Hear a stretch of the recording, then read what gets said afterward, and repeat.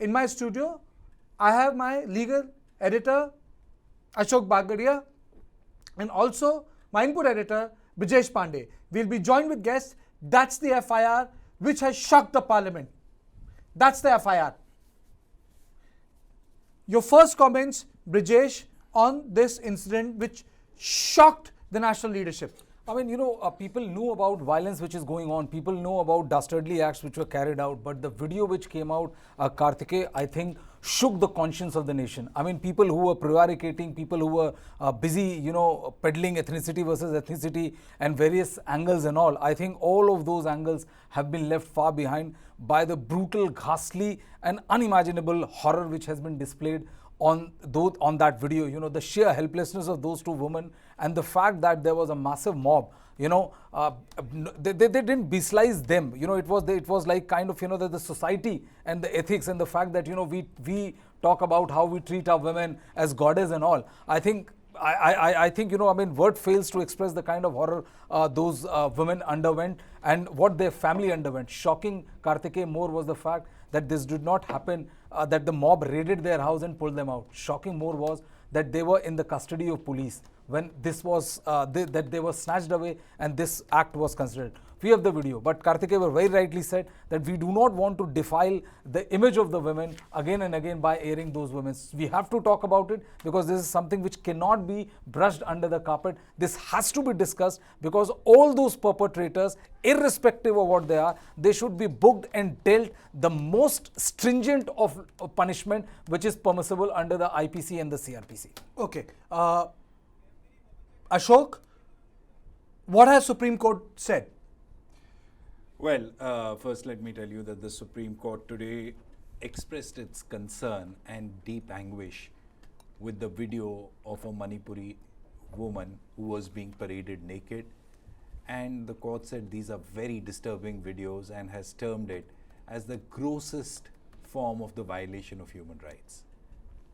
They have informed the Solicitor General and the Attorney General of India that, look, you represent the Manipur government and the government of India. We are very concerned at what's happening at ground zero in Manipur. This matter is before us. We are looking into this matter. Using women as weapons of violence is condemnable anywhere in the around the world, and this is what is happening in Manipur. The court has put both the governments on notice. They've said that it's high time you step in or we will step in. But what is interesting here, Karthike, all said and done, condemnations, criticism, and everything said and done. This particular incident took place on 4th of May. An FIR in this matter is lodged on 18th of May. Seriously, I agree. Yes. 18th of May, the FIR is lodged. Almost 80 days, the FIR has been registered and it looks like no action has been taken, and today we hear the Chief Minister, the Prime Minister and every political leader in this country condemning this act. What was the Manipur police doing for all these 80 days? It's not as if it's the video that surfaced yesterday. Absolutely. The FIR and the police... The video came out yesterday. The FIR and the police knew about the incident since 18th of May. What have they done? This clearly shows that the Manipur government, the Manipur police has lost its grip on the situation on the ground. And it's high time, as the Supreme Court said, that you take action. Apprise us within a week's time as to what steps are you taking to prevent such incidents from recurring.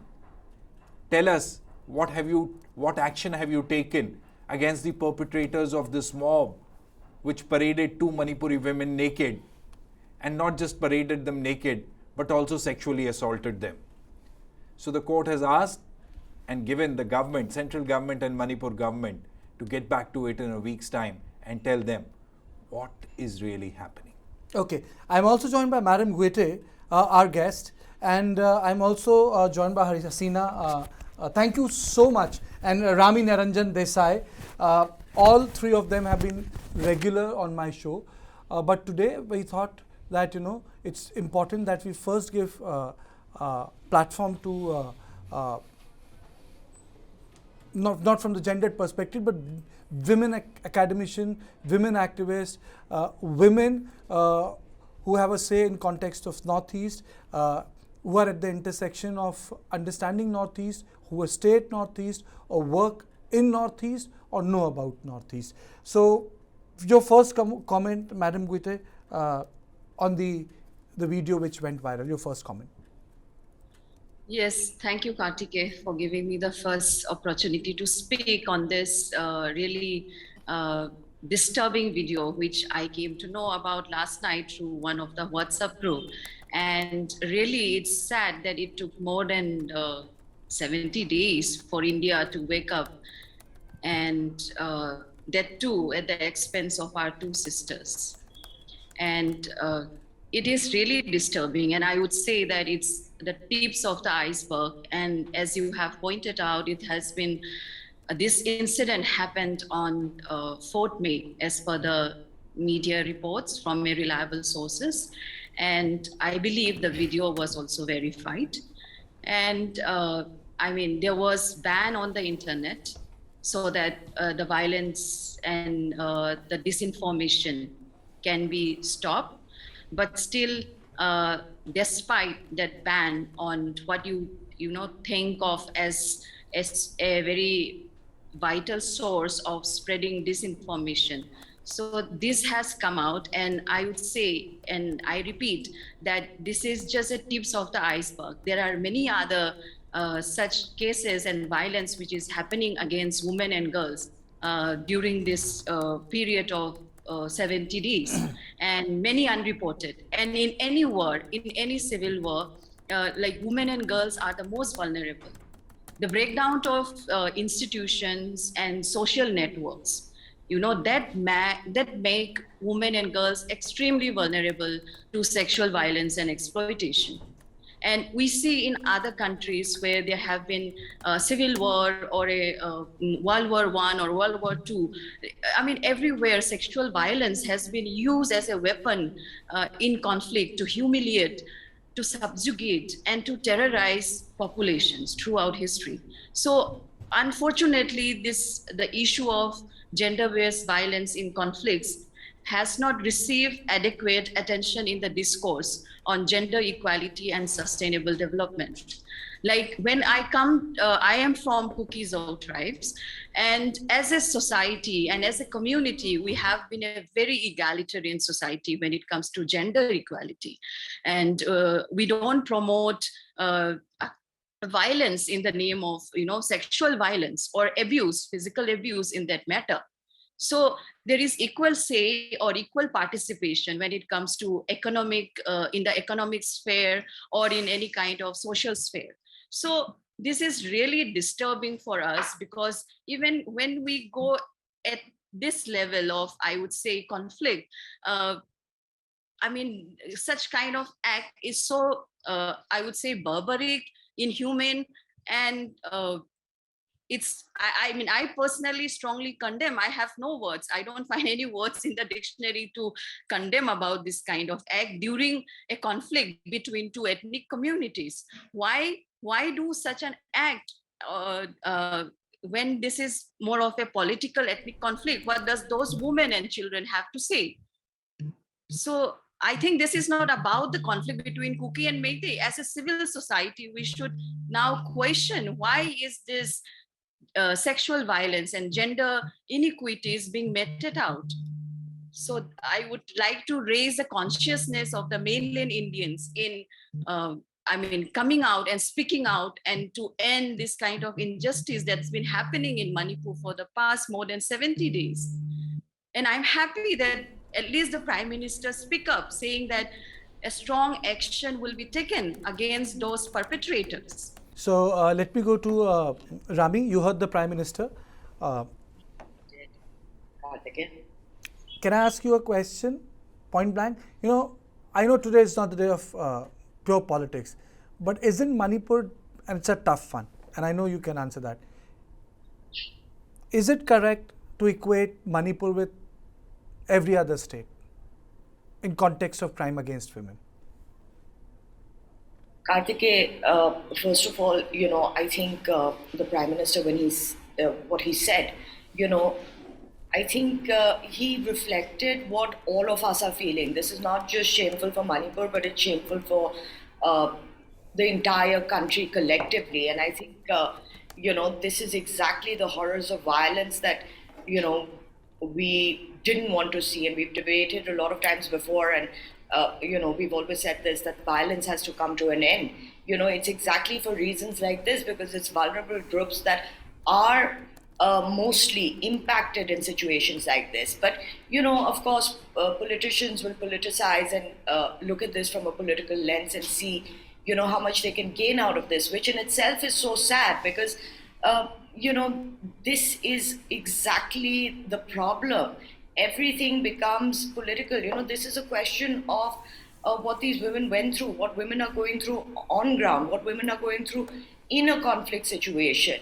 Of course, I'm not saying that this doesn't happen in any of the other states. We've seen examples like this, whether it's Rajasthan or we've seen it in Jammu Kashmir, but I want to move away from that a little bit, I want to actually look at the role of departments and ministries that are responsible for this. Like I've seen an utter absence of the Department of Women's Welfare, Child and Women's Development.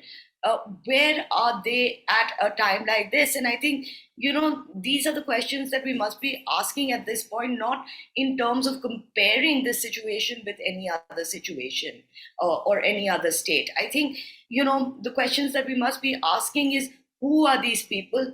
How did they get hold of these women like this? How were they allowed to parade these women? Where was the State Department of Women's Welfare throughout? And this might not be the only incident, there might be other incidents like this. Where are these departments? Are these departments completely defunct? Are these, to me, it's heart-wrenching to see this video. And I think really this is an opportunity for community members themselves to hand over these, absolute culprits, criminals, savages, hand them over as a gesture of putting the point across that this is unacceptable to us, that they have shamed the community, not just the nation.